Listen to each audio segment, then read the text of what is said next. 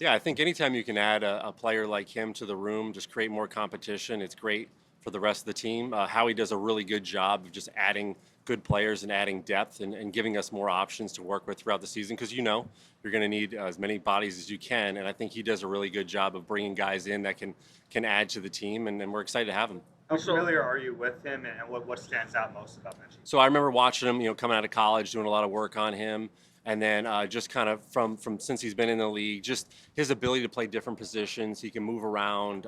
He's done a good job.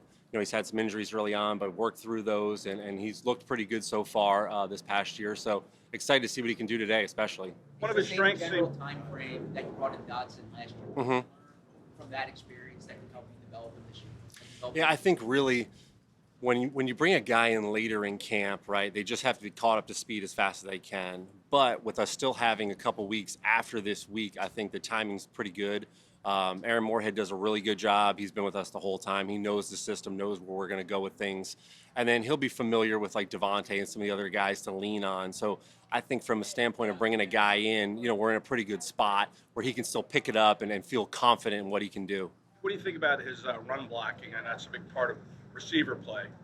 Yeah, so when we talk about run blocking, like the best thing that a guy can do is just give effort, right? And so he's going to be a maximum effort guy. We know that coming in. And then we got to do as coaches, put him in a spot to just not be in a bad position as far as schematically, with a certain body type, one-on-one. You want to always make sure you have certain guys in certain spots. So that's kind of up to us as coaches. But really, when you look at it, it's got to be effort. And, if the guy's going to give a good effort, we can get what we want out of him. Kevin, Nick had talked post joint practices that the one thing that concerned with the offense was negative plays. Mm-hmm. What do you think led to that? I think really when you do like the joint practices, it's funny because Schwartz and I talked before and after each practice, and we don't really know what he has in. He doesn't know what we have in. Like we got him on a couple things, then he got us on a couple things, and it was good to do that, to just really kind of not know schematically what they were going to do and what they were working on until after, and then we had the opportunity to kind of talk about it. So I think when you look at some of the negative plays like that, a lot of it has to do with just you don't really know what you're getting until you get it, and you're like, oh, okay.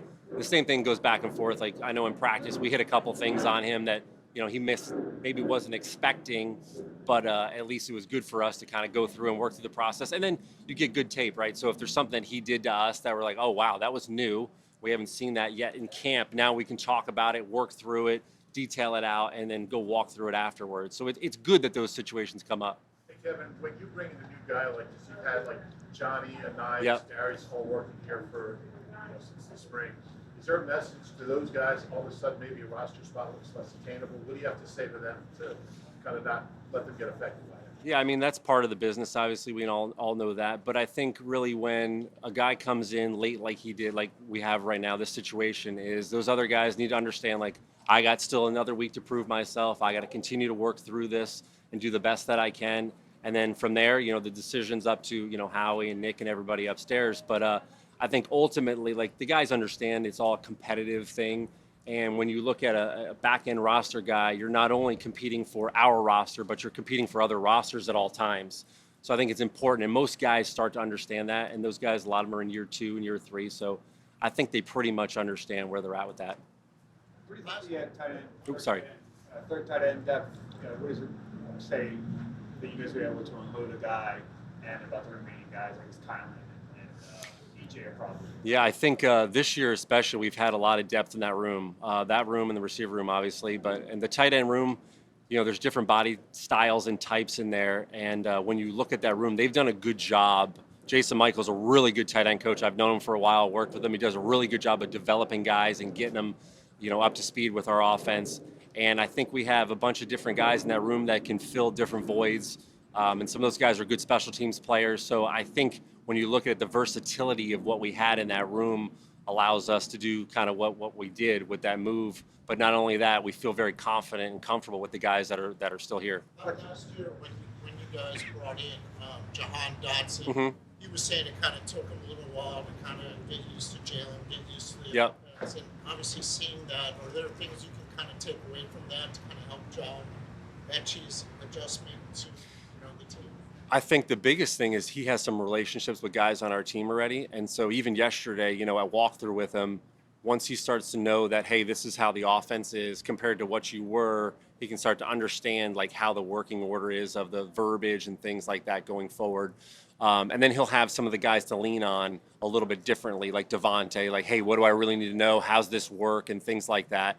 So I think there's a little bit of a difference from that standpoint. But I do think, to your point, there's an accelerated ramp up version that you have to do for those guys, just to get them to practice today. For example, we have to do some things just to see what we have. So I think from him getting comfortable with the offense will take some time, but at least he's got some guys that he can lean on to kind of get him through those little things that have happened for the last 4 years that he may not know about, but we can help him with. With Will Shipley, he seems to have really developed running aspect, receiving aspect. Where is he in pass protection as far as being able to be that third down guy? He's done a pretty good job. Pass protection is one of those unique things at the running back position where you got to get reps at it, right? So going against the Browns the other day was really good for him to see different blitz packages, unlike Vic. So he's seeing new things and getting exposed to that, because that's really what it comes down to, is just reps. You just got to see it full speed.